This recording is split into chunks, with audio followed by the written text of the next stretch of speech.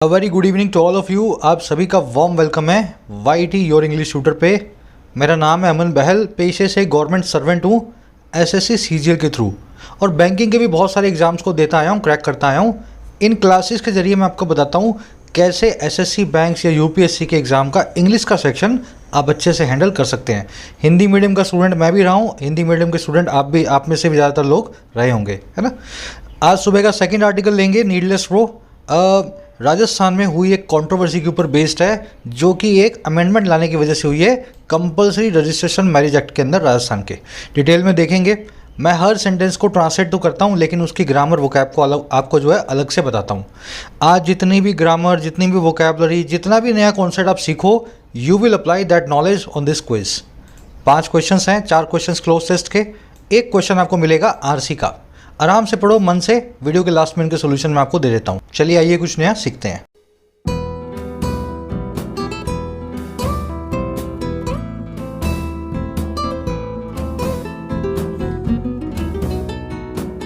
कह रहा needless raw. देखिए, रॉ का मतलब होता है आपस की नोकझोंक। इस वर्ड को हम कर चुके हैं। स्क्वैबल बोल दो, बिकरिंग बोल दो, आर्गुमेंट बोल दो, ऑल्टरकेशन बोल दो, नोकझोंक, समझ गए। और नीडलेस का मतलब है जिसकी ज़रूरत ना हो, बिना बात की, फालतू की। कह रहा फालतू की कहीं बहस हो रही है, फालतू की कहीं पे नोकझोंक हो रही है। और बात किसकी कर रहा है? बात कर रहा है on amendment to Rajasthan marriage law. बात कर रहा है उस संशोधन की, उस सुधार की, उस अमेंडमेंट की, उस बदलाव की जो राजस्थान के इस कानून में आया है, राजस्थान मैरिज लॉ के अंदर। समझ गए ना। तो कह रहा है जो भी बहस हो रही है, जो भी लड़ाई झगड़ा हो रहा है, वो नीडलेस है, उसकी ज़रूरत नहीं है। देखने वाली चीज़, राजस्थान मैरिज लॉ एक कानून का नाम है। कानून के नाम के आगे आप अक्सर द देखेंगे, लेकिन यहाँ पे इसने द नाम के आर्टिकल को यूज़ नहीं किया है। आगे यूज़ करेगा, यहाँ पे स्पेस क्रंच है ना, तो इसने यूज़ नहीं किया। आगे देखोगे आपको मिल जाएगा। अच्छा, दूसरी चीज़ क्या मैं बता रहा था आपको, अमेंडमेंट जो है ना, ये एक ऐसा नाउन है, इसके बाद में आप टू नाम का प्रीपोजिशन प्रीफर करते हैं। जिस भी चीज़ में सुधार लेके आएंगे, संशोधन करेंगे, आप लिख के बताएंगे amendment to the constitution, amendment to the law. In मत लगाना, टू प्रीपोजिशन इसके बाद में प्रीफर किया जाता है। चलिए अब डिटेल में देखते हैं टाइटल पैराग्राफ से क्या कहना चाहता। कह रहा है Rajasthan law does not validate child marriages but helps rights of under as brides. कह रहा है राजस्थान का जो लॉ है, राजस्थान का जो कानून है, ये वैलिडेट नहीं करता है, ये लीगलाइज नहीं करता है, सही नहीं ठहराता है। किसको भाई? चाइल्ड मैरिजेस को, बाल विवाहों को। कह रहा बल्कि बट ये हेल्प करता है राइट्स को अंडर एज ब्राइड्स के, ऐसी ब्राइड्स के जो 18 साल की नहीं हुई हैं, ऐसी दुल्हन जिनकी 18 साल से पहले शादी हो गई है। कह रहे ये लॉ बिल्कुल भी चाइल्ड मैरिज को सपोर्ट नहीं करता। आपको इस पर बिल्कुल भी बहस नहीं करनी है, बल्कि बड़ा अच्छा लॉ है। ये तो ऐसी बच्चियों के अधिकारों की रक्षा करेगा जिनकी शादियाँ उनके माँ बाप 18 साल के होने से पहले कर देते हैं। लॉ आपका सब्जेक्ट है ग्रीन कलर में, डज नॉट वैलिडेट और हेल्प्स इसकी 2 वर्ब्स हैं पिंक कलर में। इसी तरीके से आपको कलर नॉमेनक्लेचर मिलेगा। ग्रीन कलर में आपको हर जगह मिलेंगे सब्जेक्ट, पिंक कलर में मिलेगी वर्ब। इससे आपकी अंडरस्टैंडिंग डेवलप होती है। इसको ज़रूर से आपको फॉलो करते जाना है आर्टिकल के अंदर, ठीक है। अच्छा, अब मैं आपको सारी वोकैब दिखा देता हूँ इस आर्टिकल की, ताकि आप स्मूथली आर्टिकल को पढ़ पाओ पहले वोकैब को देख करके। उससे पहले मैं ऐड करना चाहूँगा, आप कोई भी एग्जाम के लिए प्रिपेयर कर रहे हो, मॉक टेस्ट आपके एग्जाम प्रिपरेशन का जरूरी हिस्सा है।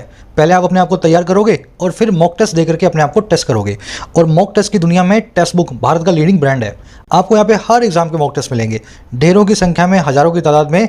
SSC, CGL, CHSL, bank, PO, clerical, हर एग्जाम के मॉक टेस्ट आपको यहाँ पे एक सिंगल पैकेज में अवेलेबल है।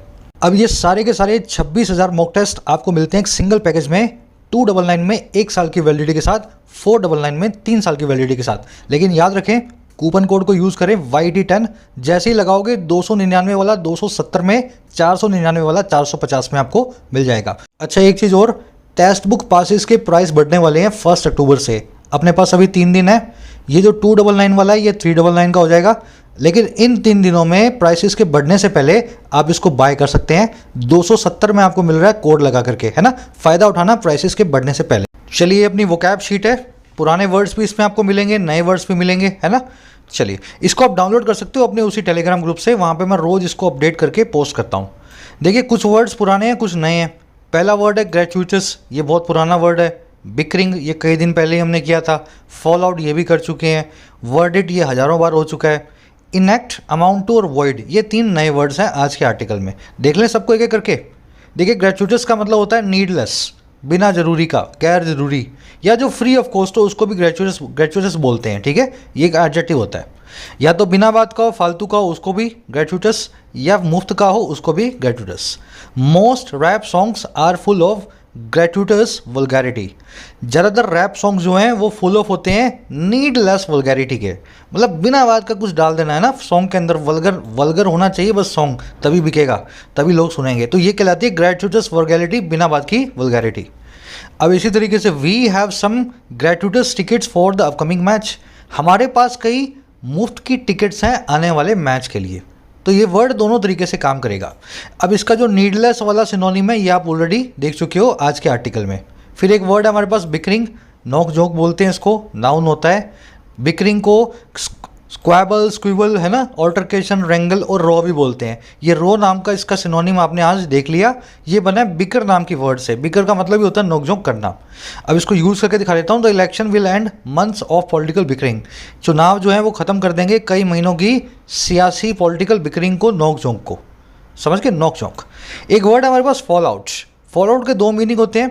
पहला मीनिंग है एक तो अनवांटेड या बैड कॉन्सिक्वेंसेस किसी चीज़ के, किसी चीज़ के ऐसे परिणाम, ऐसे नतीजे जो या तो आप चाहते नहीं थे या फिर वो ख़राब है आपके लिए, है ना, बैड है या अनवांटेड है। एक तो मीनिंग हो गया फॉल आउट का ये। दूसरा फॉल आउट का मीनिंग होता है रिश्तों के टकराहट, ब्रीच इन रिलेशंस, रिश्तों के बीच की दरार। तो ये पहला वाला जो बैड कॉन्सिक्वेंसेस वाला मीनिंग है ना, ये फॉल आउट का आज आपको यूज़ करना है आर्टिकल में। Massive unemployment is the fall out of the pandemic. बहुत बड़ी बेरोजगारी एक बैड कॉन्सिक्वेंस है इस महामारी का, इस पैंडमिक का। लोग मरे वो अलग बात है, नुकसान हुआ नौकरियों का वो अलग बात है, लोग बेरोजगार हुए ना, ये एक इसका अनवांटेड कॉन्सिक्वेंस है ना महामारी का। इसको blow back, side effect, ramification भी बोल सकते हो। वर्डिक्ट आप जानते हो, इसको बार बार बताने की जरूरत नहीं है। फैसले को बोलते हैं कोर्ट के verdict, judgment, decision, ruling, degree, education, direction, सब वर्डिक्ट के सिनोनिम है। अब आ जाओ एक नया वर्ड पकड़ते हैं आज, इनैक्ट। ये वर्ड बना है एक्ट से। एक्ट का मतलब होता है कानून, इनैक्ट का मतलब होता है कानून बनाना। To frame and implement a law, समझ गए ना। किसी कानून को बनाने की प्रक्रिया कहलाती है इनैक्ट करना। कानून को ना केवल बनाना बल्कि उसको अमल में भी लाना, इम्प्लीमेंट करना। जैसे some laws can not be enacted without the accent of the president of India. कुछ कानूनों को नहीं इम्प्लीमेंट किया जा सकता, कुछ कानूनों को नहीं लगाया जा सकता बिना प्रेसिडेंट की रजामंदी के, बिना जो है हमारे राष्ट्रपति की सहमति के, समझ गए, इनेक्ट करना। इसको डिक्री, सैंक्शन, अप्रूव या इम्प्लीमेंट करना ही बोलोगे। अब देखो इसकी नाउन फॉर्म होती है इनेक्टमेंट। इनेक्टमेंट का मतलब होता है कानून। इनेक्ट मतलब कानून बनाना, इनेक्टमेंट मतलब कानून। ये दोनों ही वर्ड आज के आर्टिकल में आप देखोगे। एक नया वर्ड है फ्रेजल वर्ब अमाउंट टू, नहीं तो क्या बहुत बार आ गई। इसका मतलब होता है किसी चीज़ का किसी दूसरी चीज़ के बराबर होना, टू बी इक्वल टू होना। The hotel bill amounted to $100। हमारा होटल बिल बराबर था $100 के। अमाउंट टू हुआ या बराबर था $100 के, ठीक है ना। Her remarks amount to an accusation. उसने जो रिमार्क्स दिए वो बराबर थे एक एक्यूजिशन के, एक दोषारोपण के। एक्यूजिशन का मतलब होता है किसी पे ब्लेम लगाना। तो उसके जो रिमार्क्स है ना वो एक तरह से ब्लेम लगाने वाले थे, अमाउंट टू कर देते एक्यूजिशन को। तो जब दो चीज़ें बराबर हो तो आप अमाउंट टू नाम करके इस जो है फ्रेजल वर्ब को यूज़ कर सकते हैं। इसको इक्वेट टू भी बोलते हैं अमाउंट टू को। लास्ट वर्ड है हमारे पास वॉइड। वॉइड एक नाउन भी है और एडजेक्टिव भी है। नाउन फॉर्म में इसका मतलब होता है वैक्यूम, यानी कि निर्वात। एडजेक्टिव फॉर्म में इसका मतलब होता है खाली जगह, एम्प्टी, या फिर कोई ऐसी चीज़ जो बिना लीगल अप्रूवल की हो, जिसको कानून की मान्यता प्राप्त ना हो, वो भी वॉइड कहलाती है। समझ गए ना, लीगल अप्रूवल वहाँ पे एम्प्टी है, कोई कानून की मान्यता नहीं है। Your actions have made our contract void. आपकी हरकतों ने हमारे कॉन्ट्रैक्ट को वॉइड बना दिया है। लीगली इन्फोर्सिबल कॉन्ट्रैक्ट नहीं है, अब ये कानून की नज़रों में सही कॉन्ट्रैक्ट नहीं है। हमने कॉन्ट्रैक्ट में लिखा हुआ था अगर आपने ऐसा किया तो कॉन्ट्रैक्ट खत्म हो जाएगा, आपने कर दिया और कॉन्ट्रैक्ट खत्म हो गया, वॉइड हो गया। समझ गए ना, ऐसे इस वॉइड नाम के वर्ड को यूज़ करें। इसको नल भी बोलते हैं, और नल एंड वॉइड एक फ्रेज आप देखोगे, नल एंड वॉइड, ये ऐसे ही चलता है। नल एंड वॉइड का मतलब होता है कोई चीज़ जो कानून की नज़रों में सही नहीं है, नल एंड वॉइड। यही सारे वर्ड्स हैं इस आर्टिकल में यूज़ हुए हैं। अब फटाफट मैं आपको एक समरी दे दूं किस बारे में लिखा हुआ है, आपको पता लगे। देखो, राजस्थान में कानून है, Rajasthan compulsory registration of marriages act. इस कानून का मतलब ये है राजस्थान की सीमा में शादी करने वाले हर जोड़े को अपना मैरिज सर्टिफिकेट बनवाना होगा। अब इस कानून को तो बहुत आए हुए बहुत टाइम हो गया, 10-15 साल हो गए, लेकिन अभी अभी इसमें एक संशोधन किया गया। संशोधन में ये लिखा गया कि अब 21 और 18 साल के जो बच्चे या बच्चियां हैं जो शादी करते हैं वो अपने मैरिज सर्टिफिकेट को खुद बनवाएंगे। समझ गए ना, माँ बाप की बनवाने की जिम्मेदारी नहीं है। पहले दोनों के लिए उम्र 21 साल थी, अब लेडीज़ के लिए 21 की जगह 18 साल कर दी गई है इस संशोधन के बाद। लेकिन क्या गलतफहमी हुई पता नहीं, इस संशोधन को करने के बाद बहुत सारे ग्रुप सामने आए हैं और वो ये कह रहे हैं कि आप इस संशोधन के जरिए चाइल्ड मैरिजेस को सपोर्ट कर रहे हो। अब ये आर्टिकल में बताया हुआ है कैसे गलतफहमी हुई है, या ये कितना अच्छा एक्ट है, इसमें कोई भी बुरी चीज़ नहीं है, फिर भी गलतफहमी के चलते इसका विरोध हो रहा है जो कि नहीं होना चाहिए। नीडलेस रॉ को ख़त्म किया जाना चाहिए। समझ गए? तो ये एनालाइज करेगा पूरे आर्टिकल में इस कानून को, इसकी अच्छाइयाँ बुराइयाँ बताएगा, इसीलिए आज की टोन है एनालिटिकल, एनालाइज कर रहा है एनालिटिकल टोन में। शुरू कर लें। अपनी ऐप को जरूर डाउनलोड कर लेना प्ले स्टोर से, योर इंग्लिश ट्यूटर। इसका लिंक डाल रहा हूँ कमेंट्स में। ऐप पे आपको मिलते हैं अफोर्डेबल प्राइसेस में क्वालिटी कोर्सेज। जैसे ये कोर्स है बेसिक से एडवांस इंग्लिश राइटिंग का, आपको बेसिक से इंग्लिश लिखना सिखा रहा हूँ मैं इस कोर्स में हर एग्जाम के लिए। अभी इन पे कुछ डिस्काउंट्स भी चल रहे हैं, जैसे इंग्लिश राइटिंग वाले पे कोड लग रहा है लर्न टू राइट 499 में आपको मिल जाता है 699 की जगह। इसी तरह एसएससी बैंक्स के भी कोर्सेज हैं 50-50 100 रुपये में, अफोर्डेबल प्राइसेस में आप प्रिपरेशन कर सकते हो अपने एग्जाम की ऐप के जरिए। ऐप के रिलेटेड कोई क्वेरी हो तो आप इस नंबर पे व्हाट्सअप करें, आपको रिप्लाई मिल जाएगा इस नंबर पे, व्हाट्सअप भी करना है ना। चलिए, कह रहा है the controversy over the recent amendment to the Rajasthan compulsory registration of marriage act is unnecessary as it clearly does not amount to validating और लेजिटिमाइजिंग चाइल्ड मैरिज। कह रहा है जो कंट्रोवर्सी है, जो विवाद है, और किसके ऊपर भाई, हाल ही में हुए अमेंडमेंट के ऊपर, सुधार के ऊपर। अच्छा, सुधार किस में आया? Rajasthan compulsory marriage registration of marriage act में। कह रहा है ये जो कंट्रोवर्सी आई है ना इस अमेंडमेंट को लेकर के, इस एक्ट में, इस कानून में, कह रहा है ये कंट्रोवर्सी जो है वो है, अच्छा क्या है भाई, अननेसेसरी, बिना बात की, नीडलेस। अच्छा क्यों?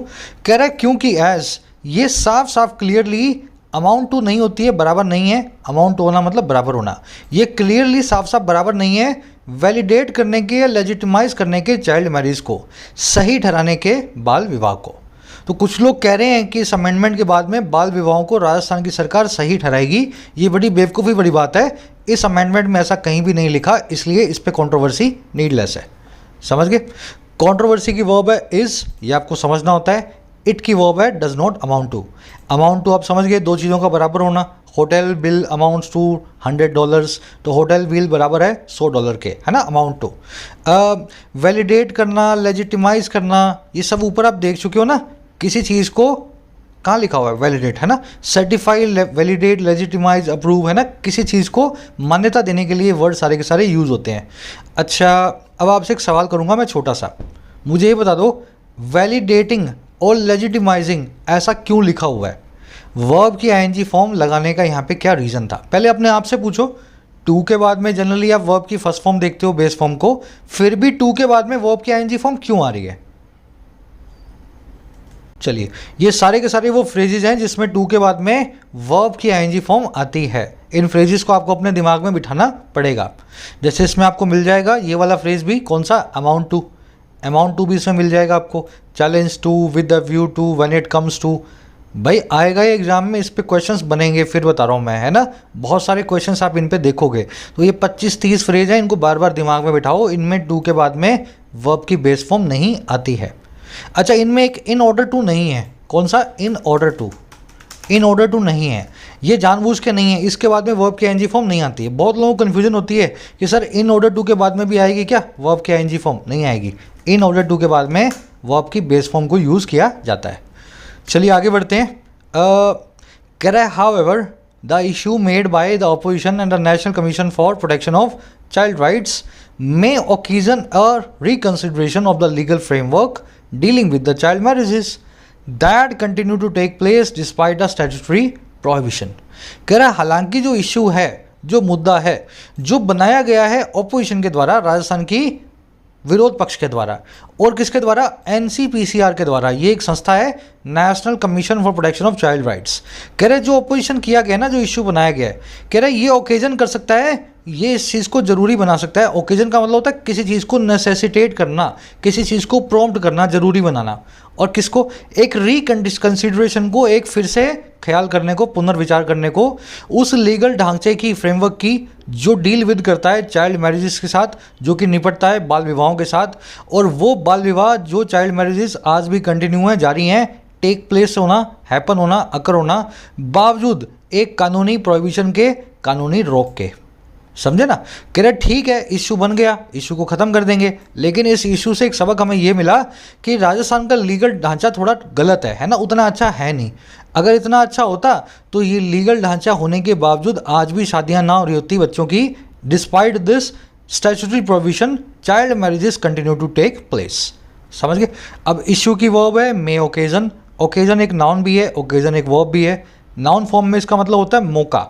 On the occasion of the marriage, शादी के मौके पे हम आपको इनवाइट करते हैं ना, ओकेजन, वो ओकेजन है नाउन। यहाँ पे ओकेजन है वर्ब, है ना, मे नाम की हेल्पिंग वर्ब के बाद मेन वर्ब बन के आई है। वर्ब फॉर्म में ओकेजन का मतलब होता है किसी चीज़ को ज़रूरी बनाना, नेसेसिटेट करना। दैट की वर्ब है कंटिन्यू। चाइल्ड मैरिजेस के लिए दैट नाम के रिलेटिव प्रोनाउन को यूज़ किया है, इसीलिए वर्ब भी प्लूरल है क्योंकि एंटीसीडेंट भी प्लूरल है ना। डील विद करना, ग्रैपल विद करना, कंटेंट विद करना, कोप विद करना या टैकल करना, सब एक दूसरे के सिनोनिम में निपटने की बात करते हैं। टैकल के बाद में विद नहीं आता और कोप के बीच में अप नहीं आता। ठीक है ना, याद रखना, कोप अप विद नहीं होता और टैकल के बाद में विद नहीं आता। चलिए आगे बढ़ते हैं, और कुछ देखने वाला है इसमें। स्टैट्यूटरी मतलब लीगल, कानूनी। डिस्पाइट मतलब बावजूद। टेक प्लेस करना मतलब हैपन होना, अकर होना, किसी चीज़ का घटित होना।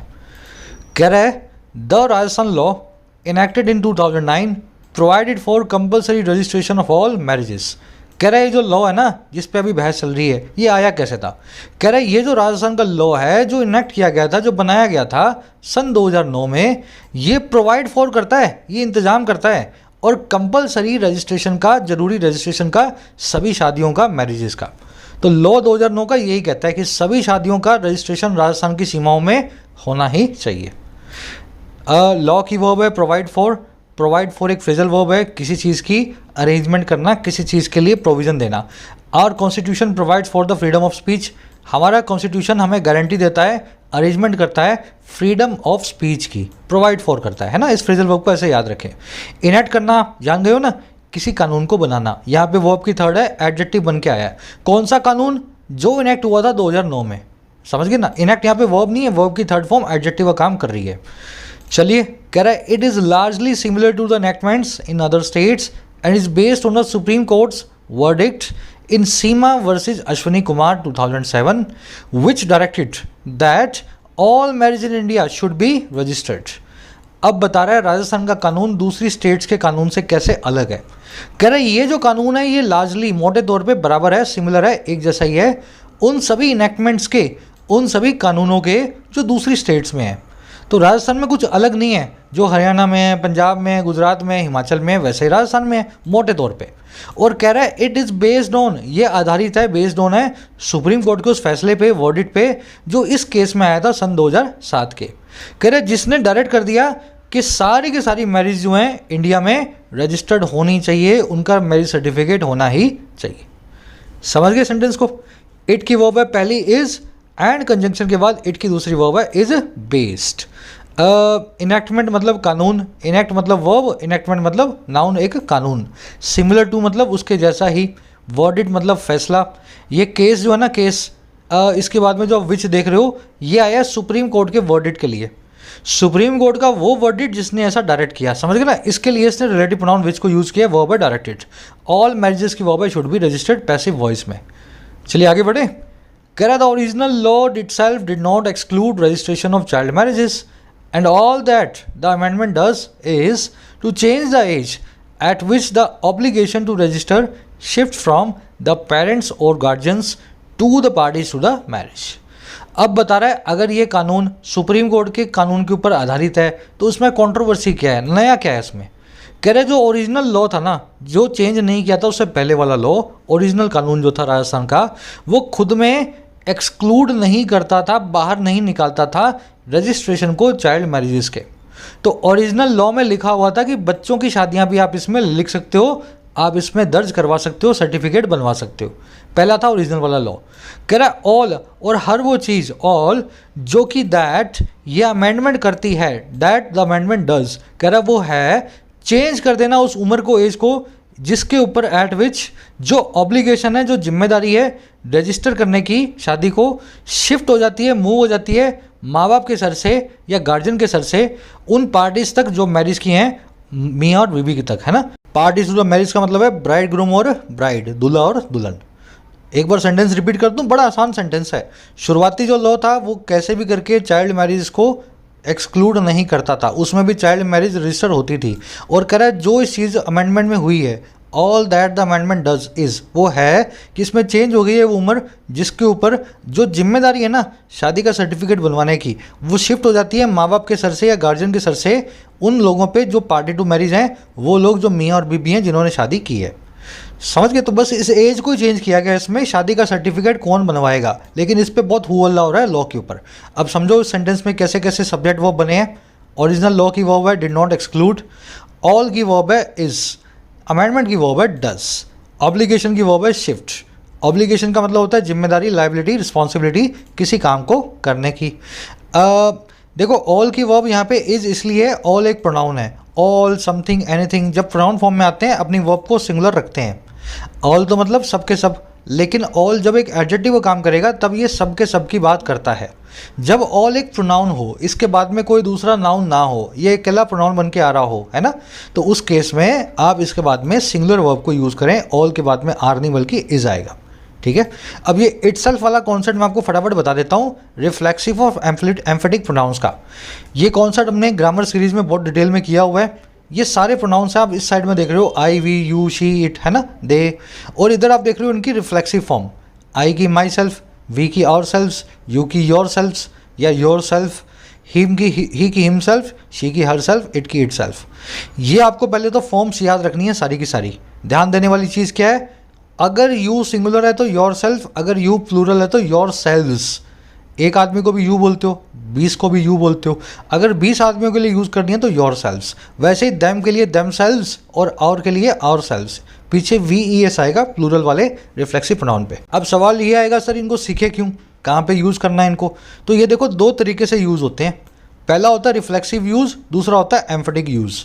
दोनों में इनकी फॉर्म वही रहेगी लेकिन पोजीशन चेंज हो जाएगी। रिफ्लेक्सिव यूज़ में ये वर्ब के और प्रेपोजिशन के बाद में आते हैं, एम्फेटिक में ये वर्ब से पहले आते हैं, प्रेपोजिशन से पहले नहीं, वर्ब से पहले आते हैं। अब ये होता क्या है रिफ्लेक्सिव एम्फेटिक, जब सेंटेंस का सब्जेक्ट ही किसी वर्ब का ऑब्जेक्ट बन जाए, जो वर्ब का ऑब्जेक्ट है ना वो सब्जेक्ट की तरफ ही इशारा कर रहा हो, उस केस में रिफ्लेक्सिव। और अगर सेंटेंस के सब्जेक्ट के ऊपर जोर डालना हो तब उस केस में एम्फेटिक। अब मैं आपको प्रैक्टिकली बता देता हूँ कैसे यूज़ करना है। Rajat prepared him for appearing before the जज। रजत ने प्रिपेयर किया, तैयार किया अपने आप को, और किसके लिए, अपीयर होने के लिए जज के सामने। अब उसको पता था आज जज के सामने तारीख है ना, जज सब सवाल पूछेंगे तो मुझे कुछ बताना भी है उनको, तो उसने अपने आप को तैयार किया। देखो काम करने वाला कौन है, रजत, सब्जेक्ट कौन है, रजत। अच्छा प्रिपेयर किसको किया, वर्ब का ऑब्जेक्ट है खुद ही रजत। मैं बात कर रहा हूँ रजत की, रजत ने खुद को प्रिपेयर किया। अगर सब्जेक्ट भी रजत है और वर्ब का ऑब्जेक्ट भी रजत है तो यहाँ पे ऑब्जेक्ट में प्रोनाउन यूज होगा रिफ्लेक्सिव फॉर्म में। बताया ना मैंने आपको, सब्जेक्ट और वर्ब का ऑब्जेक्ट एक ही हो जाए या प्रेपोजिशन का ऑब्जेक्ट एक ही हो जाए तब वर्ब के बाद में रिफ्लेक्सिव फॉर्म यूज होगी। अब रजत के लिए या हिम के लिए, एक मेल के लिए रिफ्लेक्सिव फॉर्म क्या होती है, हिमसेल्फ। क्या होती है भाई, हिमसेल्फ। तो मैं यहाँ लिख देता हूँ Rajat prepared himself for appearing before the जज। बस यही है, इसमें और कुछ नहीं है ना। एक और सेंटेंस देख लो, Rajat prepared himself the dinner for the party. Rajat ने खुद पार्टी के लिए डिनर को प्रिपेयर किया। रजत ने प्रिपेयर किया डिनर को खुद पार्टी के लिए फॉर द पार्टी। अब देखो प्रिपेयर वर्ब का ऑब्जेक्ट होना चाहिए डिनर, प्रिपेयर किया गया डिनर को, हिमसेल्फ क्या कर रहा है यहाँ पे सेंटेंस ऐसा बन रहा है रजत ने प्रिपेयर किया खुद को और डिनर को पार्टी के लिए। भाई खुद को नहीं किया, रजत ने खुद प्रिपेयर किया बिना किसी की मदद के। तो आप यहाँ पे हिमसेल्फ है ना, इसको एम्फेटिक पोजीशन में रखना चाहोगे वर्ब से बिल्कुल पहले। तो Rajat himself prepared the dinner for the party. समझ गए, ये एम्फेटिक पोजीशन वर्ब से पहले जहाँ खुद की बात हो रही हो, ज़्यादा एम्फोसिस आ रहा हो सब्जेक्ट के ऊपर। ये रिफ्लेक्सिव पोजीशन वर्ब के बाद जहाँ पे सब्जेक्ट और जो है वर्ब का ऑब्जेक्ट एक ही इंसान की तरफ इशारा कर रहे हूँ। They bought a new car for them, उन्होंने अपने लिए एक नई कार को खरीदा। खरीदने वाले कौन है? दे। खरीदा किसको? कार को। और किसके लिए? अपने खुद के लिए। अगर फॉर प्रपोजिशन का ऑब्जेक्ट भी दे बनेंगे तो दे नहीं, यहाँ पे लिखेंगे देमसेल्व्स। समझ गए ना? दे नाम के प्रोनाउन का रिफ्लेक्सिव होता है देमसेल्व्स। अगर सब्जेक्ट और वर्ब का ऑब्जेक्ट या सब्जेक्ट और प्रपोजिशन का ऑब्जेक्ट एक ही इंसान हो, एक ही तरफ चीज़ की तरफ इशारा कर रहे हो, तब रिफ्लेक्सिव फॉर्म को यूज़ किया जाता है। समझ गए? ज़्यादा जानकारी के लिए ग्रामर सीरीज़ को देख लेना, वहाँ पे आधे पौने घंटे के अंदर पूरा टॉपिक मैंने आपको समझाया हुआ है। यहाँ पे आपका रिपीट हो गया। चलो आज के क्विज में एक कॉन्सेप्ट यूज़ होगा। कह रहा earlier it was the duty of parties to the marriage to submit a memorandum on their marriage to the registrar if they were both above 21 years. अब बता रहा पहले क्या होता था। कह रहा पहले जो है ना, ये ड्यूटी होती थी, जिम्मेदारी होती थी पार्टीज टू द मैरिज की, मतलब मियाँ और बीबी की, है ना, हस्बैंड और वाइफ की, कि वो सबमिट करें एक मेमोरेंडम को, एक एफिडेविट को, एक शपथ पत्र को उनकी मैरिज का रजिस्ट्रार के सामने, अगर वो दोनों 21 साल से बड़े एज के हैं। तो पहले हुआ करता था ऐसा। अब क्या हो रहा है? कह रहा and if younger it was the duty of parents and guardians. कह रहा अगर वो छोटे थे 21 से, तो ये ड्यूटी थी, जिम्मेदारी थी माँ बाप की, पेरेंट्स की और गार्जियंस की। तो पहले का लॉ ऐसा बताता था कि 21 की उम्र है, शादी की है आप दोनों ने, 21 से ज़्यादा के हो तो आप खुद जाके अपना सर्टिफिकेट बनवाओ। अगर आप नहीं हो 21 के तो आपके माँ बाप की जिम्मेदारी बनती है आपका सर्टिफिकेट बनवा देना। इट की वर्ब है वॉस, दे की वर्ब है वर, इट की वर्ब अगेन वॉस। मेमोरेंडम मतलब एफिडेविट, शपथ पत्र। अब बता रहा है अब क्या होगा, पहले तो ऐसा होता था। कह रहा है अब जो है ना, the amendment changes this age limit to 21 for man and 18 for women. ये जो अमेंडमेंट है बदल देता है इस एज लिमिट को, आदमियों के लिए 21 और लेडीज़ के लिए 18। तो मैन के लिए तो एज वही है, लेकिन लेडीज़ के लिए 21 से घटा के 18 कर दी गई है। 18 साल की लड़की जो लीगली शादी कर भी सकती है इंडिया में, अब वो अपना सर्टिफिकेट बनवाने भी जा सकती है। बस यही अमेंडमेंट हुई है जिस पे बड़ा हुआ अल्लाह हो रहा है राजस्थान के अंदर। अमेंडमेंट की वो है चेंजेस। चलिए आगे बढ़ते हैं।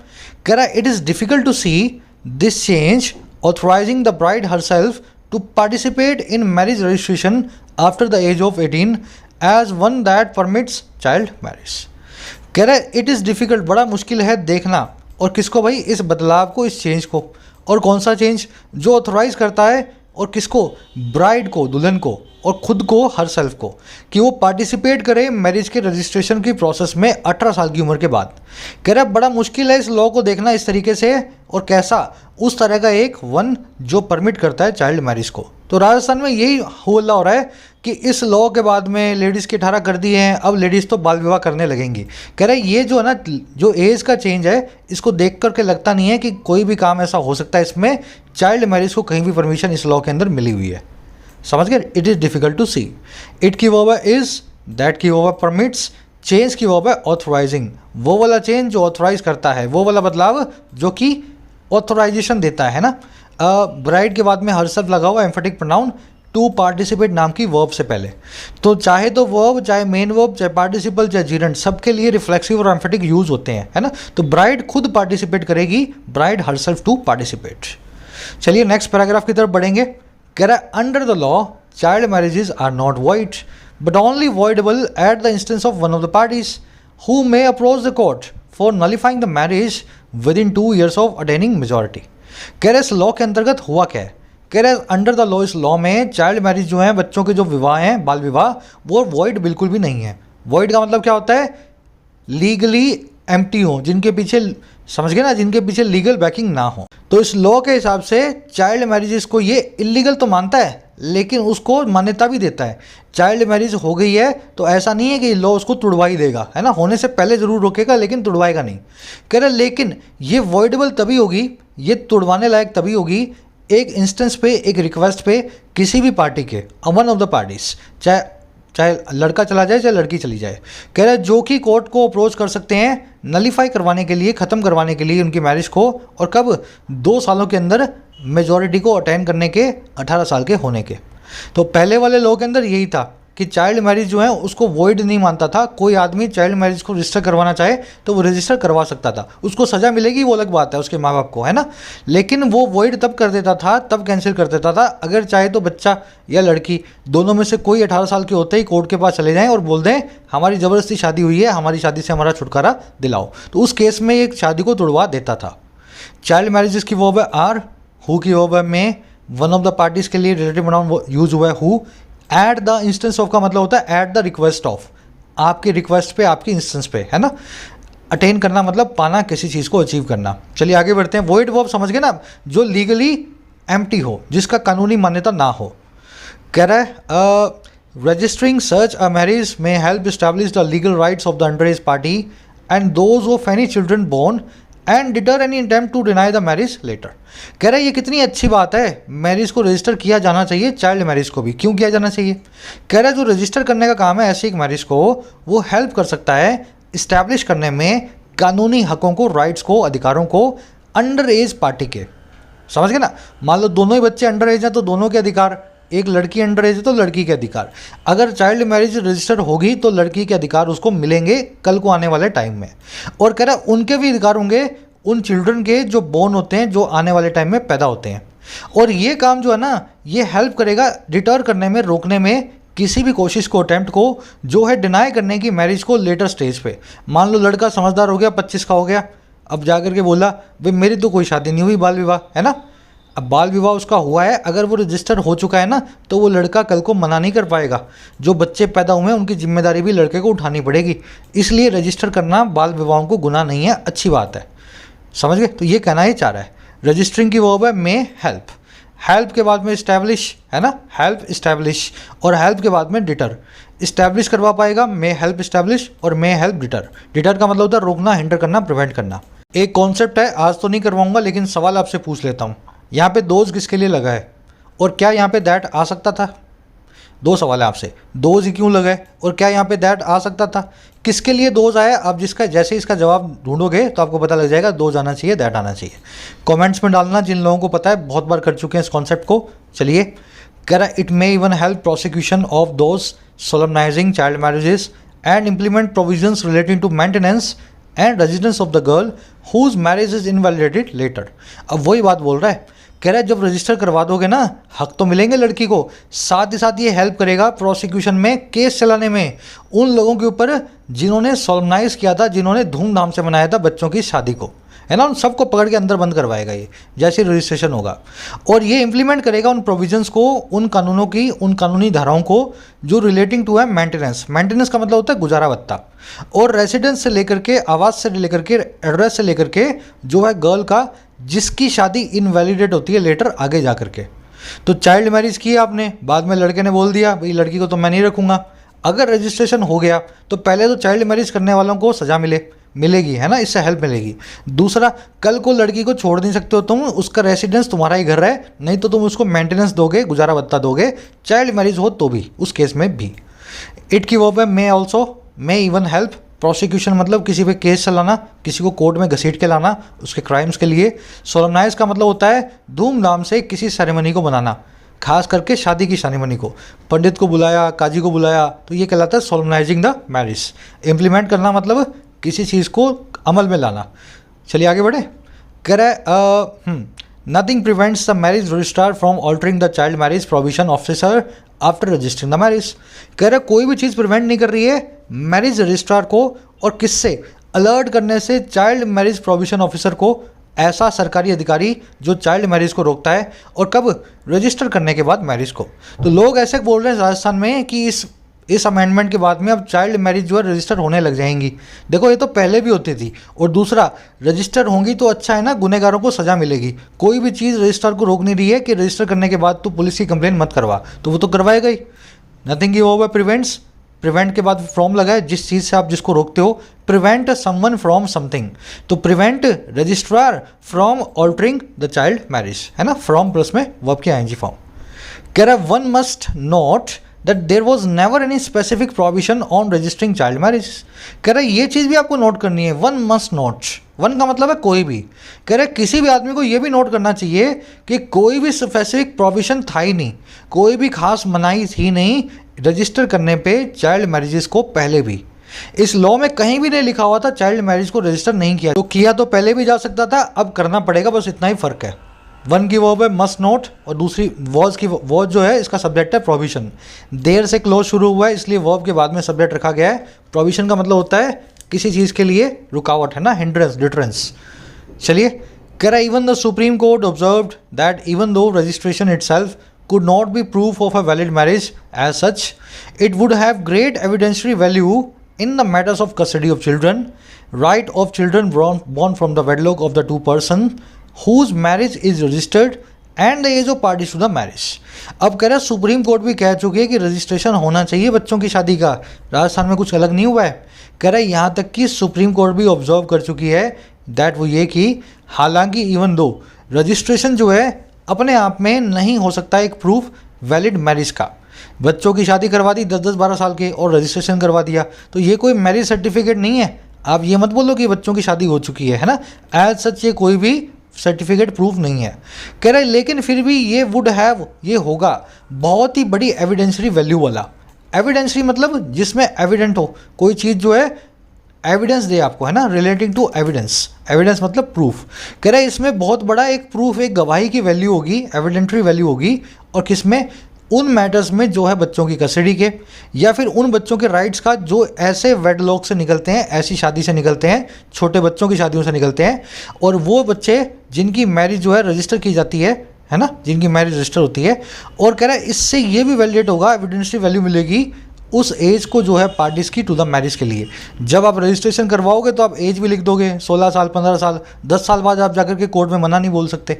तो सुप्रीम कोर्ट भी बोल चुकी है कि सर्टिफिकेट तो हम शादी का नहीं देंगे, है ना, लेकिन रजिस्ट्रेशन से ये सारे फायदे होते हैं, इसलिए चाइल्ड मैरिज को भी रजिस्ट्रेशन करवाने के लिए आप जोर डलवाओ। कह रहे सुप्रीम कोर्ट की वर्ब है ऑब्जर्व्ड, रजिस्ट्रेशन की वर्ब है कुड नॉट बी। इटसेल्फ यहाँ पे एम्फेटिक प्रोनाउन है। रजिस्ट्रेशन अपने आप में नहीं हो सकता, रजिस्ट्रेशन खुद से नहीं हो सकता, है ना, एम्फेटिक प्रोनाउन। इट की वर्ब है वुड हैव, एविडेंसरी मतलब रिलेटिंग टू एविडेंस, प्रूफ।